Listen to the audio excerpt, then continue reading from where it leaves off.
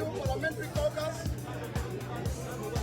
on the increment of wages and salaries in the financial year 2023-2024 budget.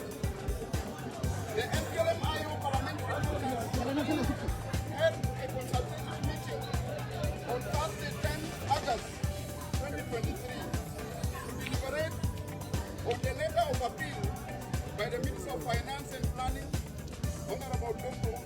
Barnaba Cho, urging the legislature to approve increment of 400% of wages and salaries as presented by the former Minister of Finance and Planning, Honorable Dr. Tong Nord, in the first reading of financial year 2023-2024 budget. After extensive deliberation, the caucus resolved as follows: rejects the appeal of the Minister of Finance and Planning and reaffirms the position to adopt Scenario 4, Model 3, Option 3, salaries and wages increment beyond 400% as contained in the parliamentary report of the Committee on Finance and Planning in the second and the third reading stages of the financial year budget as follows. The first category, grade 17, option 1, which we rejected,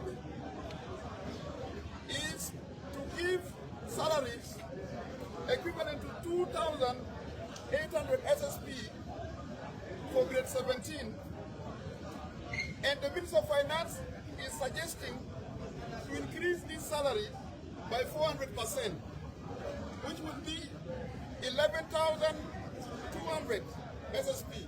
We have rejected this.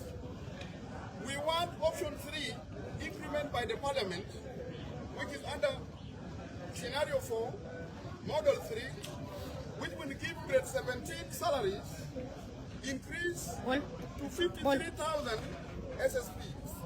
While for the military and members of organized forces, they shall get 61,000 SSP. For grade 1 in special, their own salary was 19,000 SSP.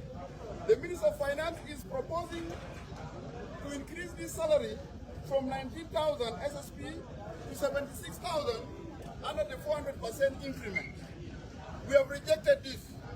We want grade 1 special to get 231,000 SSP as a new salary increment. In light of the financial year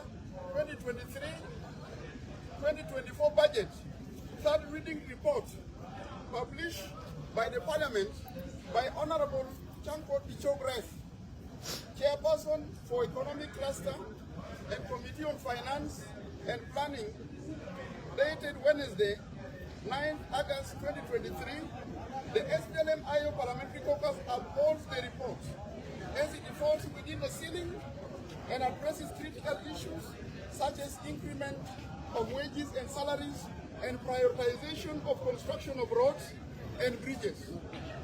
We are cognizant that the priority of the government is construction of roads and bridges. The amount of 138 billion SSP, 8,629,263, which was cut to address the increment of wages and salaries. From the proposed roads budget of 444 billion, 476,976,612 shall be addressed in the next supplementary budget. Thus, the proposed budget for roads shall be SSP 306 billion 467 million 347,349 is more than sufficient to cover the cost of construction of roads and bridges in the period before the supplementary budget is stable, hopefully after 6 months. Furthermore, we strongly urge the August House to ensure that the Ministry of Finance and Planning opens a bank account in the Bank of South Sudan for purposes of transparent and accountable management of road funds, and to ensure timely payment to contractors for continuous work and timely completion of roads in the Republic of South Sudan. As such, we urge the Transitional National Legislature to pass the financial year budget, 2023-2024 budget, as contained in the third reading report dated 9th August 2023.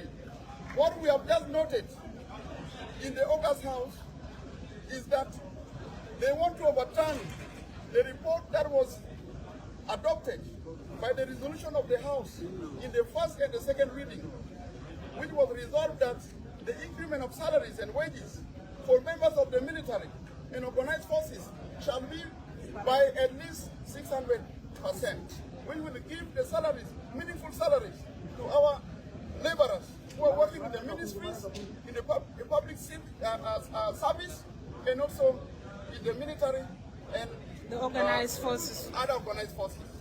With this, I thank you very much.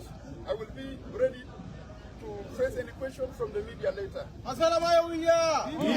SPLM-IO, viva! Viva! SPLM-IO, viva! Viva!